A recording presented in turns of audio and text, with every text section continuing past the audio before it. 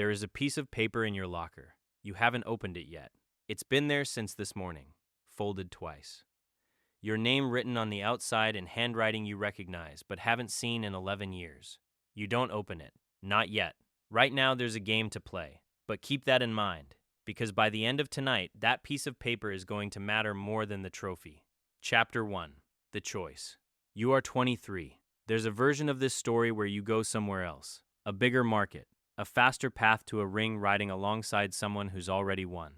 That version exists. Your agent has it ready. He's had it ready for weeks. He doesn't bring it up first, though. He puts the San Antonio offer on the table last, almost like he's hoping you won't get to it. It's a system, he says. You'd be giving yourself to something. No shortcuts. No isolation sets. No star treatment. He pauses. And the people who built that system, the ones who actually know how to run it, most of them are gone now. You'd be early. Maybe too early. Too early for what exactly? He doesn't say. And you don't ask. You sign anyway. Your agent looks at you like he's trying to figure something out about you that he didn't see in any of your interviews. He doesn't say what. Chapter 2. The Thing Nobody Explains. You are 24. Your first week you notice something strange. There's a chair in the film room. Same seat every session. Nobody sits in it.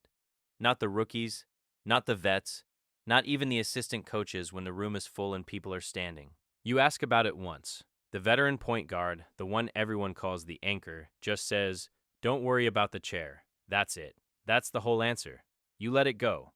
But you notice, over the following months, that every player who's ever come through this organization and gone on to do something real, something that mattered, sat in that chair at some point during their first year. Nobody tells you this. You figure it out by watching where people's eyes go when they walk into the room. You start wondering when, or if, it'll be your turn. You are 25, something happens that you don't fully understand until much later. You make a mistake in a film session. A read you've been getting wrong for weeks. Your coach doesn't yell, he doesn't even really react. He just says one sentence. Quiet, almost gentle. You're better than that and you know it. That's it. You go home that night and you can't sleep. Not because you're upset, because something about the way he said it felt familiar. Like he'd said that exact sentence before to someone else a long time ago and it had worked. You wonder who. You don't ask. Chapter 3. 6 a.m. January. There is a version of this story nobody tells.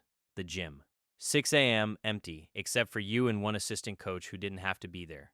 You're working on a ball screen red. 3 weeks of getting it slightly wrong.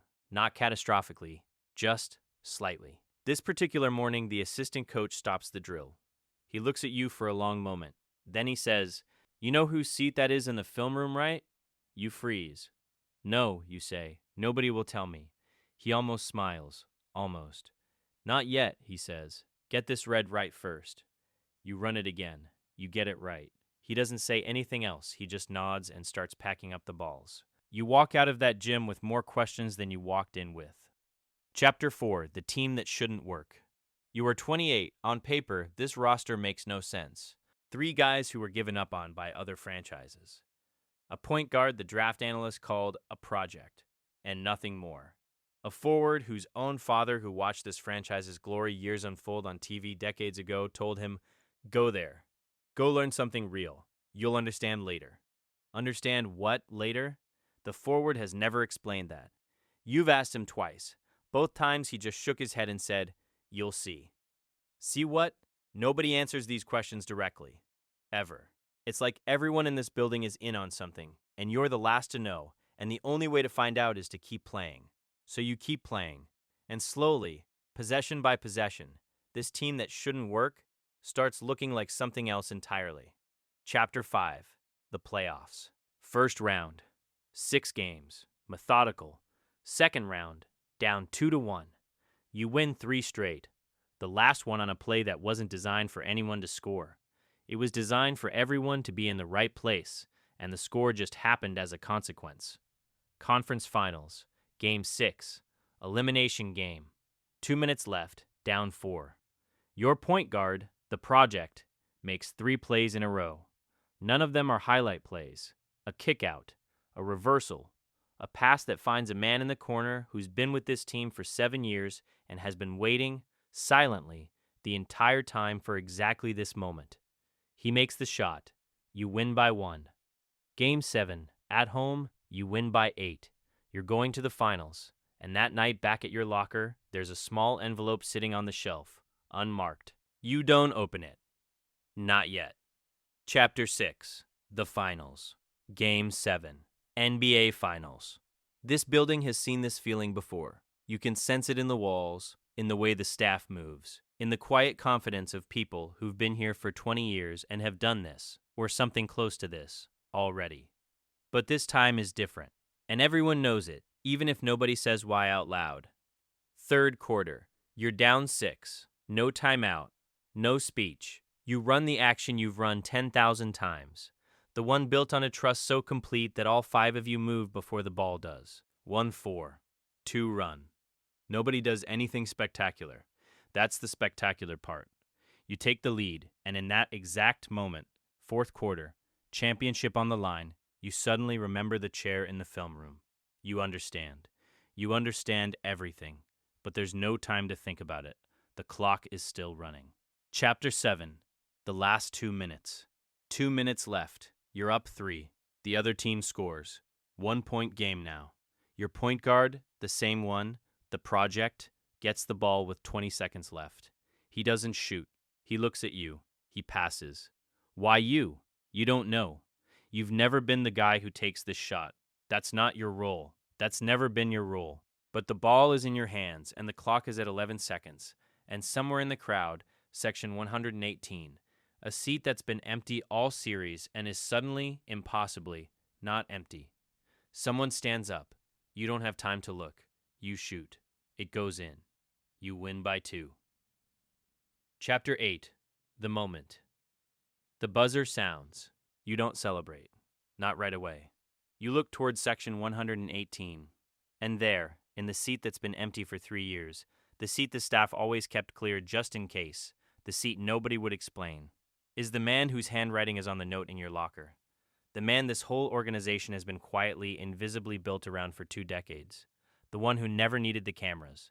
The one whose name everyone in this building says with a kind of reverence reserved for people who are no longer just players, their architecture. He's not cheering, he's just nodding. Like he always knew. Like he was never afraid. Chapter 9, The Paper. Later. Locker room. Confetti. Silver and black everywhere. You finally open the folded paper from this morning. 5 words. The chair was for you. You sit down. Hard. Your assistant coach, the one from the 6 a.m. sessions, walks over. He doesn't say much. He never does. He just says, he sat in it too. First year. Nobody told him either. Why not? Because you can't tell someone they're going to carry something.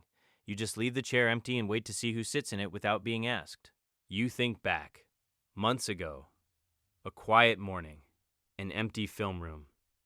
You'd sat in that chair, once, without thinking about it. Nobody mentioned it, but somebody must have been watching. It is almost midnight. You're sitting on the floor of the AT&T Center locker room, trophy in your lap, note in your hand. You think about the 23-year-old who almost chose somewhere else.